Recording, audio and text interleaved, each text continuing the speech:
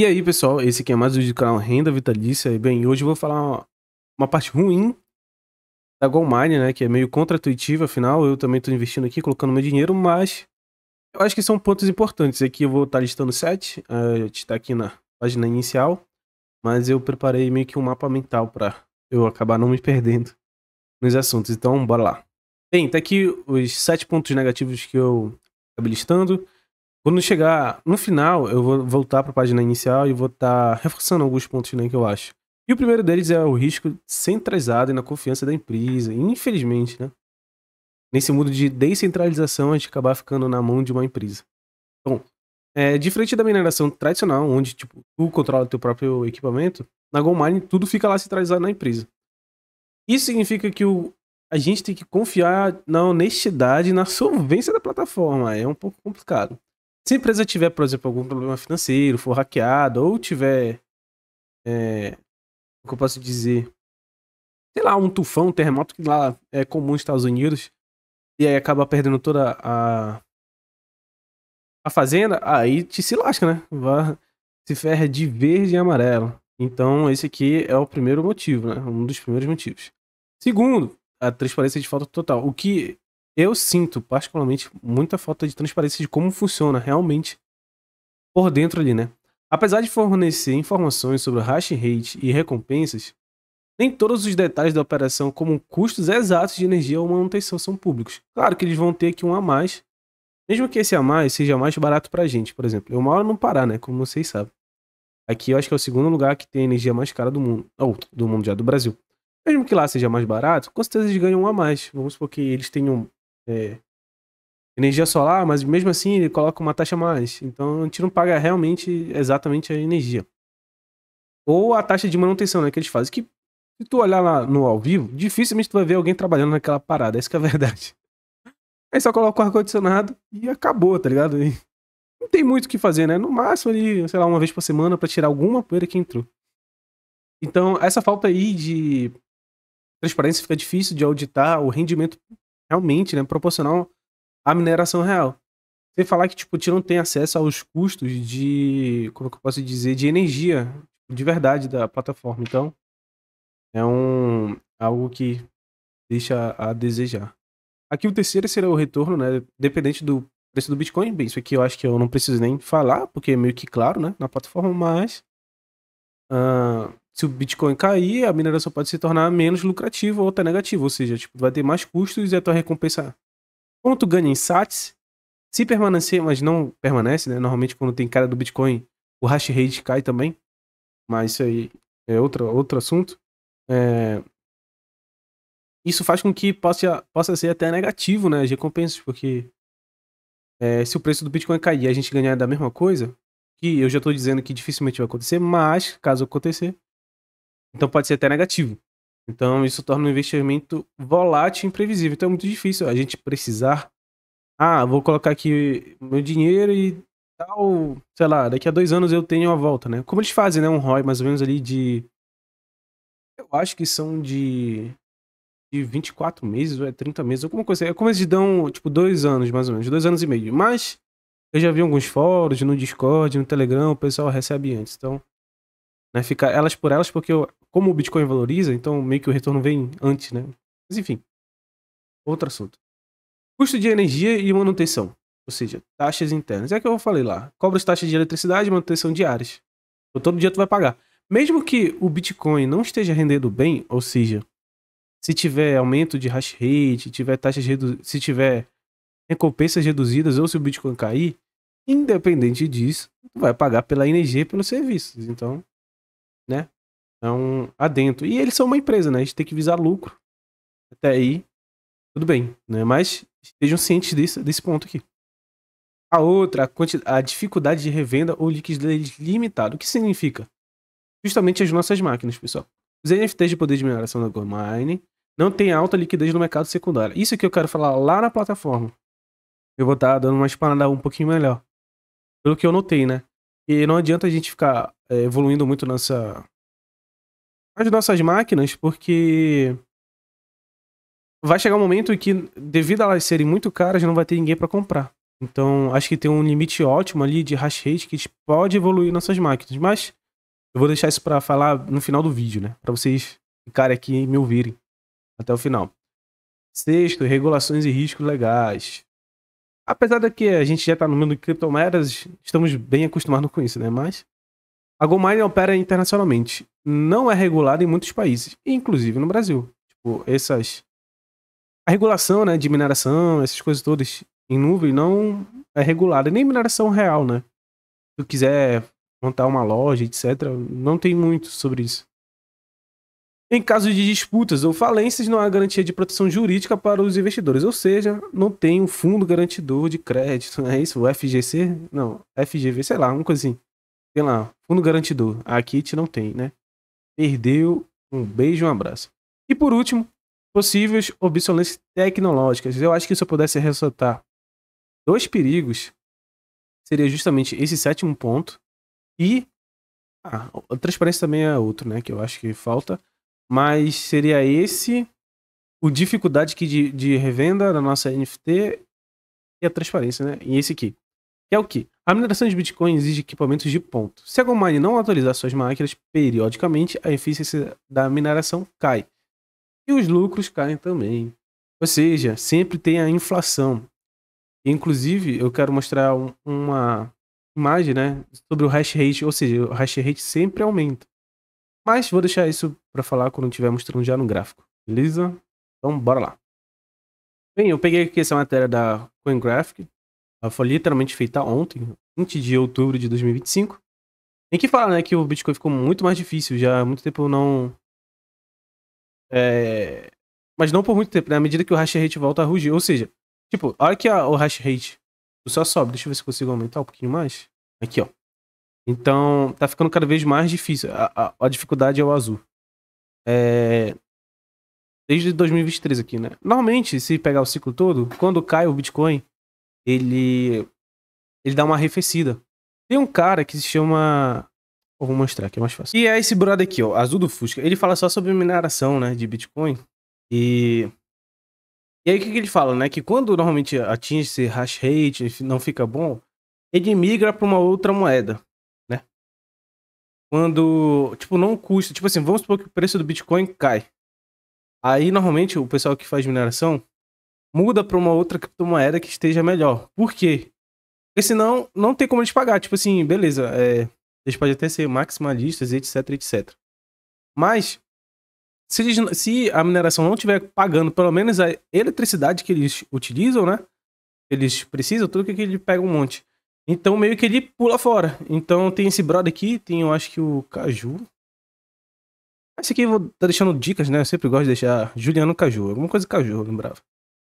E ele também fala sobre mineração. Então são dois canais muito bons. Aqui ele fala até 31 dias de mineração, quanto rendeu. Inclusive ele faz uma planilha, né? De todos os meses. Acho que tem aqui uma playlist. Deixa pra lá. Uma playlist aqui, ó. De todos os dias, ó. Ele sempre faz, ó. Julho, agosto. Sempre tem. Então, meio que como eu posso dizer? Não é uma tabela. É tipo um histórico. De se tá valendo a pena ou não. Como posso dizer? Ô, senhor. Esqueci. Eu ia falar. Ah, tá. Quais moedas vale a pena ou não? Então sempre tem aqui, né? Ele fala assim, tanto o azul quanto o caju. Tem outros, né? Enfim. Esse aqui, então, é um dos problemas que eu acho que é muito importante. Ou seja, o que isso significa no final de tudo? Que eu queria dizer, né? Por isso que eu fiz lá os 7 pontos, que eu sempre me perco. É que tu sempre vai ter que estar aportando, né? Afinal de contas, está aumentando o hash rate. Então, a mineração vai ficando mais difícil, mais gente vai minerando, menos as recompensas são distribuídas. Se menos recompensas são distribuídas, tu vai ter que aumentar teu poder de mineração. Se aumentar o poder de mineração, o que acontece? Tu vai gastar mais. Então, tu sempre vai ter que fazer reaportar, né? Aí nas tuas máquinas, etc.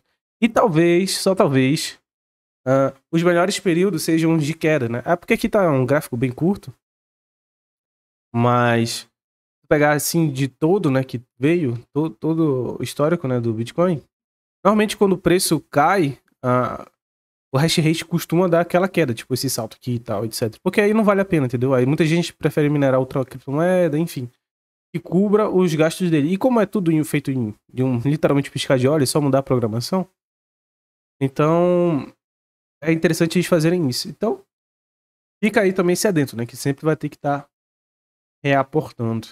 E por fim, eu queria falar a questão de mercado, pessoal. O que eu queria dizer aqui. Aqui tem como tu ordenar, né? Eu vou colocar aqui o menor preço, o mais barato. O que eu percebi nesses anos todos vitais que eu tenho nessa indústria, ou seja, 1 mês e pouco, é que quanto mais caro o minerador é, mais difícil fica. Por exemplo, esses aqui estão valendo a pena se o cara quisesse começar hoje na GoldMine. Por quê? Porque eu acho que o primeiro é 24 dólares, mais ou menos.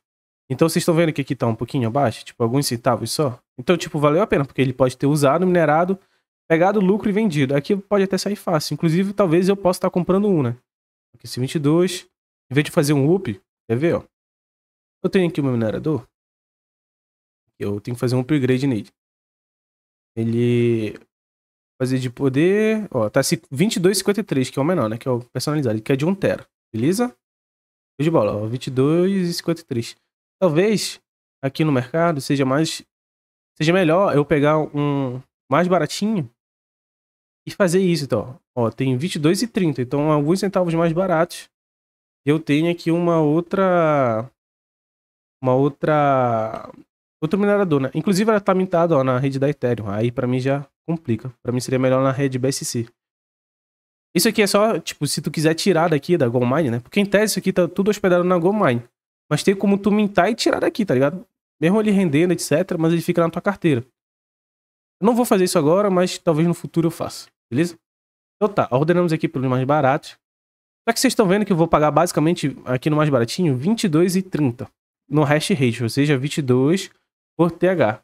Se eu pegar mais barato, menor preço por TH, ou seja, quanto eu pago menos por poder de mineração, tu percebe que é sempre essas porradas aqui. Por quê?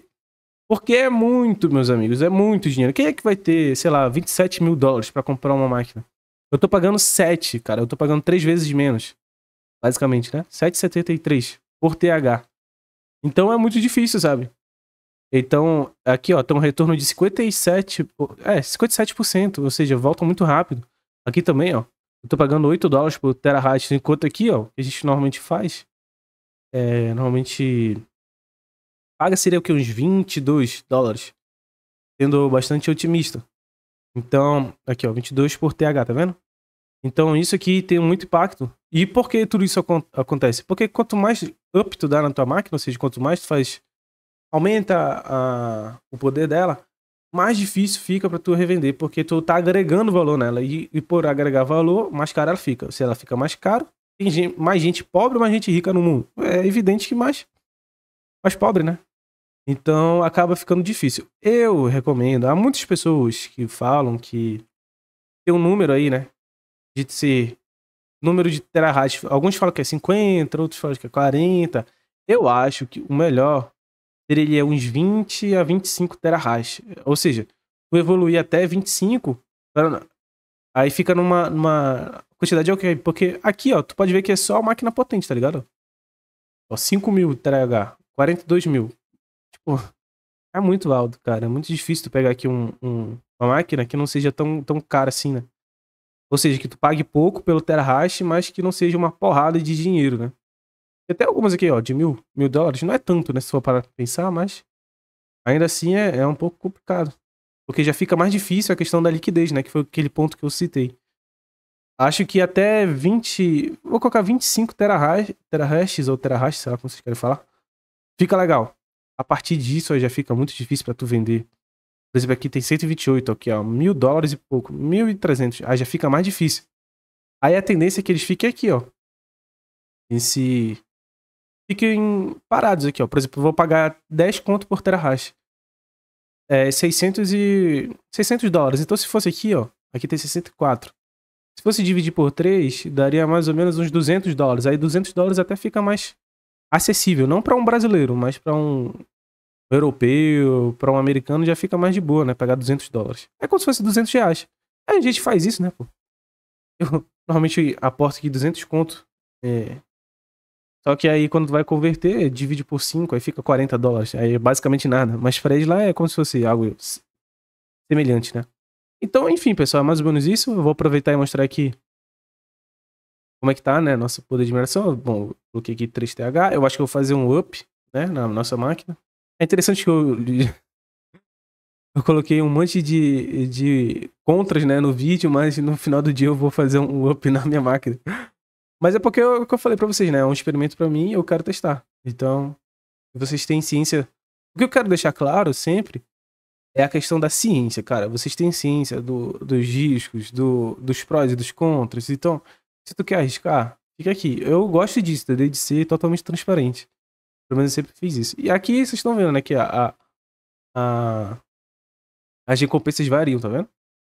É o que pode ser algo similar aqui, ó. Por exemplo, o hash rate fica toda hora variando assim, ó. Mas vai sempre crescendo, tá vendo? Então, fique aqui, ó, mais ou menos, né?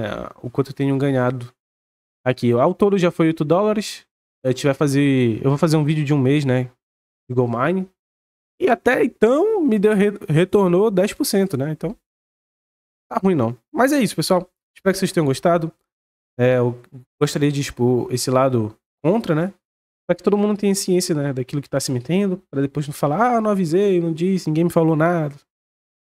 Então, eu acho bom sempre estar explorando essa parte. E é isso. Fique com Deus e até um próximo vídeo.